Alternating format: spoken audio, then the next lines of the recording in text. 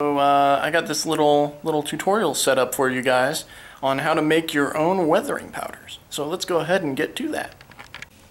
So the first thing we're going to go over with making the weathering powders is materials that you are going to need. First thing you're going to need are a bunch of soft pastels. Make sure these are not oil-based. Make sure these are just regular fine soft pastels. This particular brand I got at Hobby Lobby. The reason I got it at Hobby Lobby is because they have a once a day 40% off coupon you can use. These are about 25 for 48 colors, and I got it for about like 14-15 bucks after the coupon. So that's not bad. Second thing you're going to need is containers. You can see I've already made some of these. So these are some of the colors that I've been making. And these containers are really nifty. These are actually bead containers. I got these at Walmart.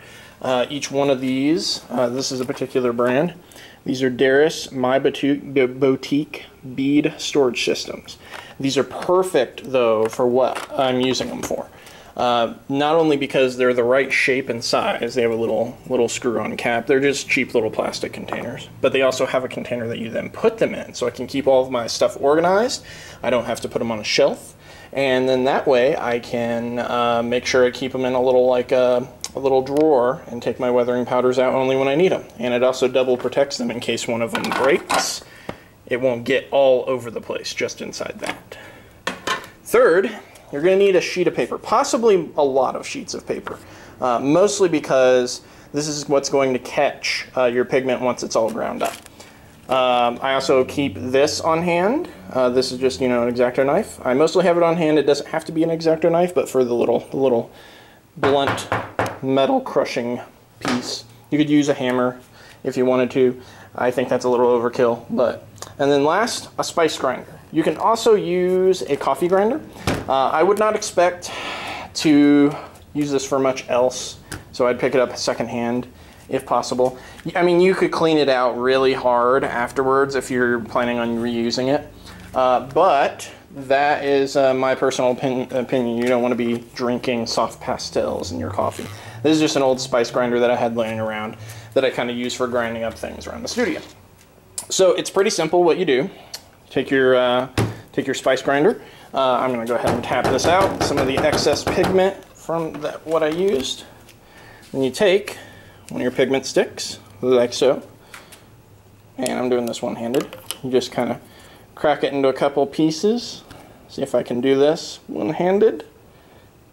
Yep, there we go. Crack it into about 3 pieces is what I do.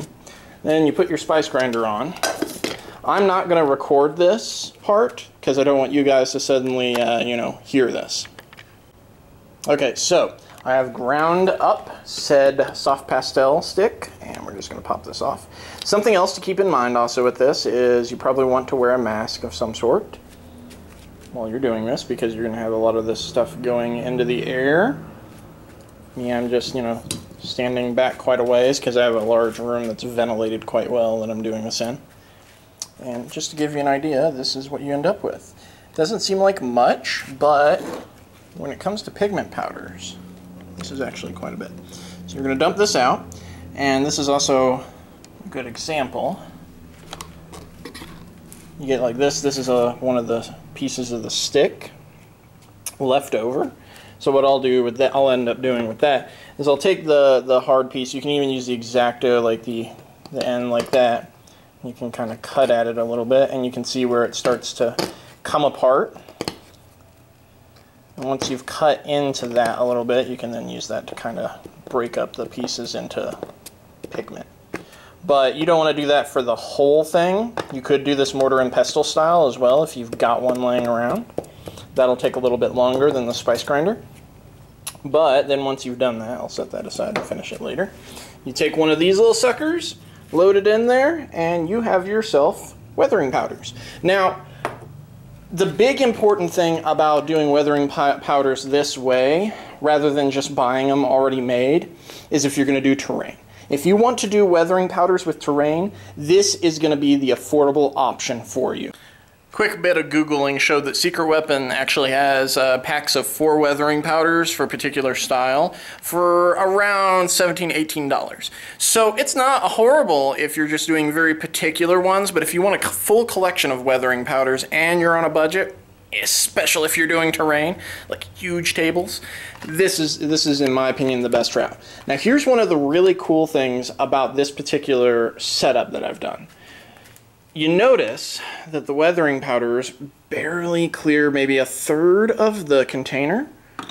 And since I got this from Hobby Lobby at 40% off, I'm actually just going to end up going back and getting another one. I only got the first one initially to see how much I could get out of it. But I'm going to be able to, for the cost of about 30 bucks, have double my weathering powders.